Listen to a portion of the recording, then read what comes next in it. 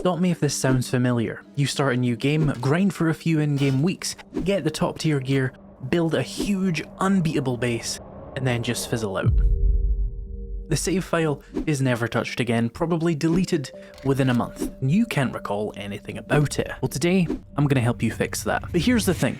As an outspoken critic of 7 Days to Die, you might be expecting me to say that this technique comes from the latest very good and important update, or that I'm going to suggest using mods. And while I would, this does not require the latest update or mods. You can do this on any version or any platform. It was there all along. We all know the standard ways people try to do this, but in my experience, none of them really work. First, you have mods. Mods are great if you do have access to them. I'll go over how to incorporate them perfectly into our ideal playthrough here to enhance their enjoyability and memorability, but they don't address the core problem, the fatigue that comes from knowing the game too well. Sure, you'll get one or two more really novel and enjoyable playthroughs from Darkness Falls and Undead Legacy, but eventually, even with them, the boredom will come back. This strategy can be applied to mods like that to make them even better as well. The next is convoluted player limitations. We've all seen it before. Can I survive 7 Days to Die in the Wasteland? Can I survive 7 Days to Die with only melee weapons? Can I survive 7 Days to Die with only landmines? Spoiler alert, yes, you obviously can. Even worse are the extreme artificial limitations you'll have seen in any 7 Days to Die comment section. There's always some guy who has a 15-page manifesto on all the features, mechanics, rules, and stipulations they have to use to keep this game vaguely interesting. But if I have to use a manual to remind myself the rules of the game I set up to have fun, I'm going to be more stressed out about following those rules rather than enjoying myself. My solution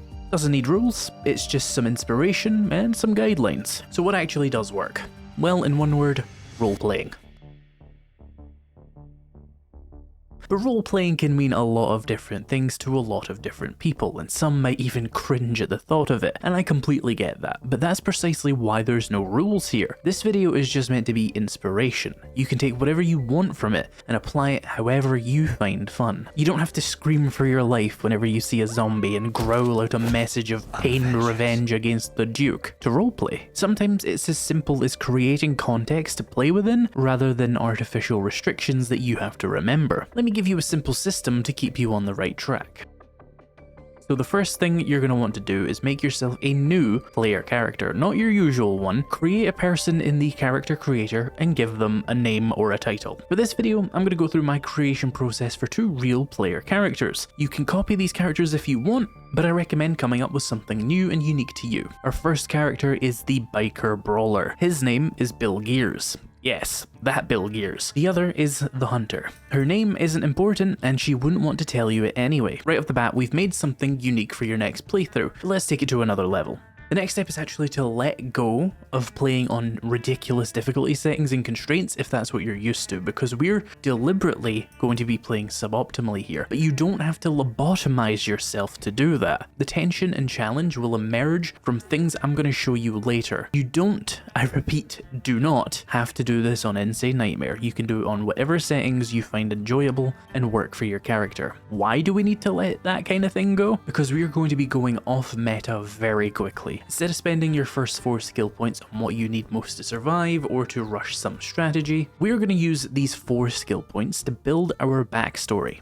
So ask yourself, what did your character do before the apocalypse? Or what did they do to survive before getting ambushed at the start of the game? And you could really go either way with that. Here's how. Bill Gears, he was a biker before the apocalypse. Whether he's just a guy who loves motorcycles, or if he was a proper Sons of Anarchy, organized crime, kill you with a shotgun in the middle of the desert type of guy, is entirely none of your business. But he certainly has a lot of human-sized graves in his front lawn, which would certainly indicate some kind of organized collection of individuals related to motorcycles. Naturally though, our first 4 skill points should probably go into Grease Monkey, Brawler, Shotguns, and Pain Tolerance. That is an awful build on most difficulty settings, but this playthrough is going to make it feel unique. The Hunter, well, we don't really know what she did before the apocalypse, and it's not important. All we know is that she keeps to herself, stays mostly in the woods, and has a cabin out there. Regardless of what she did before the end times, she's adapted to surviving through stealth, hunting, foraging her own food, and keeping a low profile. So of course, her skill points go to Archery, Huntsman, Living off the Land, and from the shadows. Now your goal here is to build that backstory and use it as context to inform the next part of your character, their goals. When you first spawn in, you're going to have short-term goals like getting shelter, water and food, and these things will inform your playthrough for the first few days. But what happens when you become secure? Well, this is where your playthroughs start to fall apart. You fall into two traps: the dungeon crawler trap and the progression trap. You probably know what I mean. You start going through POIs in hopes of finding something interesting or earning more XP for the character, and after a few days it just becomes dull and repetitive and you stop playing and move on. And before that, you probably already fell into the progression trap. This is where you rush every single powerful item in the game before you actually start enjoying it, and then you have no reason to do anything because you've got everything. This happens a lot in a lot of different role-playing games, especially ones that people put thousands of hours into. My big one was Skyrim before I started properly playing my characters. You spam your way to 100 smithing, alchemy and enchanting, and then you telekinesis glitch yourself to 100 alteration 15 times and get to level 60, all while buying the training you need and, God forbid, doing the restoration exploit. And then you go, alright, now it's time to play the game. And then you feel yourself averse to even going in cities and talking to NPCs because you don't want to do any quests because they all seem unappealing when there's no progression or reward to be had while you're doing them. So you need to slow down. Not every run needs to be a speed run. So what, am I supposed to deliberately play like a moron? No, you should play the character. Your character has long-term goals beyond survival. They need something to work toward, something that gives them hope and meaning beyond just killing zombies and repairing bases over and over again until they get bored and jump off a building. So set yourself a long-term goal, ideally several that don't require direct interaction with mechanics you do constantly, like killing a certain number of zombies or something like that.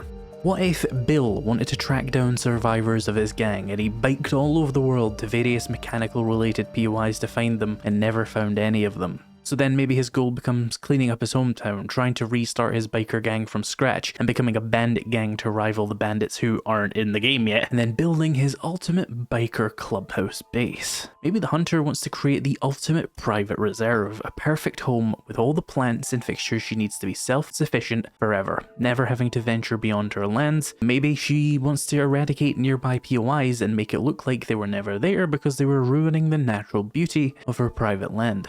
Continually aiming for short-term goals and long-term goals is going to stop you from falling into the two deadly traps of 7 Days to Die worlds. If you ever find yourself absent-mindedly clearing POIs or mining or even building for no discernible reason, stop. You're probably not engaged, and if you're not engaged, you won't remember any of this. Do something interesting, do something stupid, do something that your character would want that doesn't inform your survival at all. Now, if you want to take role-playing to the extreme to the point of fully immersing yourself in the character's persona, absolutely knock yourself out. But you don't have to go that far to create context for a playthrough that will make it unique. There is one element of all of this though that I highly recommend to help you avoid breaking character and falling into autopilot gameplay though. The enemy of your enjoyment of this game is meta-knowledge, that is to say, the fact that you have played it before. Why does knowing things about a game make it worse to play? The reason is actually pretty simple. Muscle memory. When you play a game so many times that you can play it on autopilot, unless you deliberately go against that autopilot, you will find yourself playing automatically because that's just how humans are wired to exist and be efficient as we are. Here though, it really works against you. What we are trying to do with all this stuff is switch off the autopilot, and that goes for your meta-knowledge. Think about the first time you played the game. You didn't know anything, so you were extremely engaged thinking about what to do next. If your character doesn't have any reason to know something, you should play them like they don't know it. Is your character an idiot? Well, they probably aren't going to go down the intellect route and rush magazines and have an easy time setting up forges. It might take you weeks to get your forge. Good, lean into it, play around it. How does this idiot survive without being able to do these things? That's the gameplay, that's the experience and novelty you're craving from your playthroughs. But what about Bill and the Hunter? Well, Bill knows these parts. He grew up here. He might have access to the map and know where certain POIs are already and be familiar with the layout of the towns. Who knows where the hunter came from? She could have gotten stuck here on vacation during the outbreak and doesn't even speak English for all we know. She'd have no idea where anything is. And you should play her that way.